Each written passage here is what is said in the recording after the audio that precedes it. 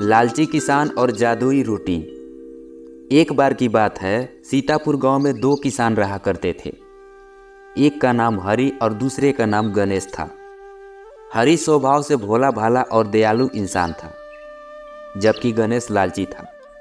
वह अपने फायदे के लिए किसी दूसरे को नुकसान पहुंचाता था। दोनों किसानों के पास दो दो बैल थे। वे लोग अपने अपने खेतों में फसल उपजाकर खूब सारा धन कमाते थे। हरि अपने बैलों से बहुत प्रेम करता था और बदले में बैल भी उसके खेत में अधिक काम किया करते थे। लेकिन गणेश अपने बैलों से प्रेम नहीं करता था, उसे चारा घास नहीं खिलाता था और बैल भी उसके खेत में काम नहीं किया करते थे। फिर गणेश अपने बैलों को खूब पीटा करता था। अब दिन पर दिन गणेश की स्थिति खराब होता जा रहा था।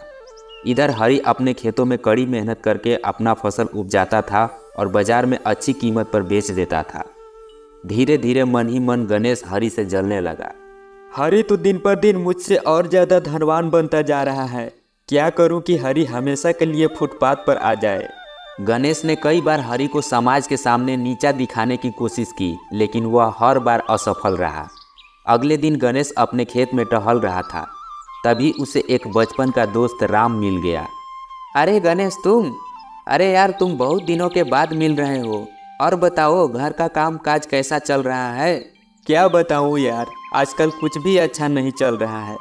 गणेश ने अपने दोस्त राम को हरि की समृद्धि की सारी बातें बताई। सभी बातें सुनकर राम ने गणेश को कहा, गणेश तुम कल सुबह मेरे पास आना, मैं तुम्हें कुछ उपाय बताता हूँ। ठीक है राम, मैं कल सुबह तुम्हारे पास आता हूँ। अगले दिन गणेश राम के घर गया। राम गणेश को लेकर एक तांत्रिक के पास गया।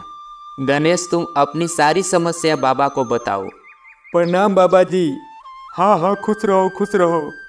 बाबा, मेरे गांव में हरि नाम का एक किसान है।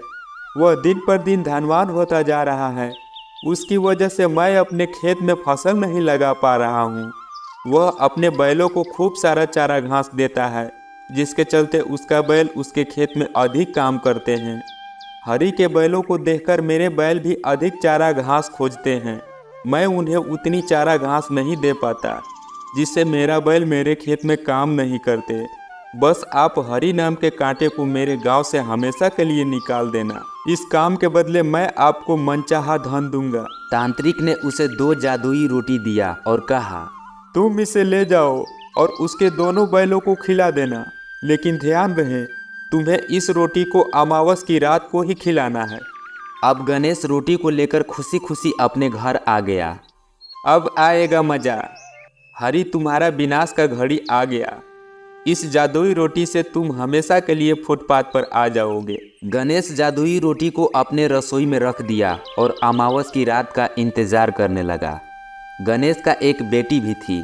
वह अपने पिता के इरादों से बिल्कुल अलग थी। उस भोली भाली लड़की को क्या पता कि यह जादुई रोटी है। उसे भूख लगी थी, उसने दोनों रोटी को खा लिया।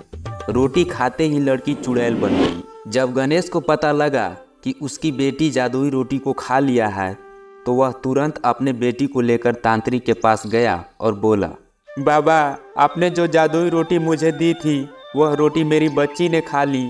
कृपया करके आप मेरी बच्ची को ठीक कर दीजिए। इसे ठीक करने के लिए मेरे पास कोई मंत्र नहीं है, लेकिन हाँ, काली पहाड़ी के पास एक गुफा है। उस गुफा में एक बाबा रहते हैं। वे तुम्हारी बच्ची को पहले जैसा कर देंगे। जब यह बात हरि को पता चला, तो वह भी गणेश के साथ बच्ची को लेकर पहाड़ी वाले बाबा के पास गया। वहां पहुंचकर गणेश ने बाबा से बोला, बाबा, आप मेरी बच्ची को ठीक कर दीजिए। मैं तुम्हारी बच्ची को ठीक नहीं कर सकता। बाबा, मैं आपसे विनती करता हूँ, आप मेरी बच्ची को ठीक कर दीजिए। इसके बदले मैं आपको बहुत सारा धन दूंगा। बेटा, तुम एक लालची इंसान हो। तुम्हारी लालच ने इस बच्ची को शैतान बना दिया। फिर भी तुम्हारे मन से लालच नहीं गया। तुम मुझे धन का लालच दे रहे हो। जो धन तुम मुझे देना चाहते हो, उसी धन से तुम अपनी बच्ची को ठीक कर लो। फिर हरि ने बच्चे को ठीक करने के लिए बाबा से कहा, बाबा, इस बच्ची को ठीक कर दीजिए। इसमें इस मासूम बच्ची का कोई गलती नहीं है।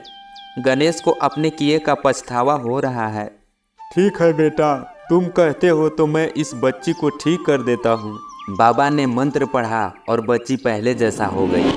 फिर गणेश अपने गलतियों पर काफ़ी शर्मिंदा हुआ और हरि से माफ़ी मांगी। इस कहानी से हमें यह सीख मिलती है कि आपके कर्मों का फल आपको ही भोगना पड़ता है, चाहे 2 दिन पहले या 2 दिन बाद। इसलिए कभी भी किसी का अनभलाई नहीं सोचे। अगर कहानी पसंद आई हो तो वीडियो को लाइक कर दीजिए, चैनल को सब्सक्राइब कर दीजिए और इस वीडियो को अपने दोस्तों में शेयर कर दीजिए। जय हिंद।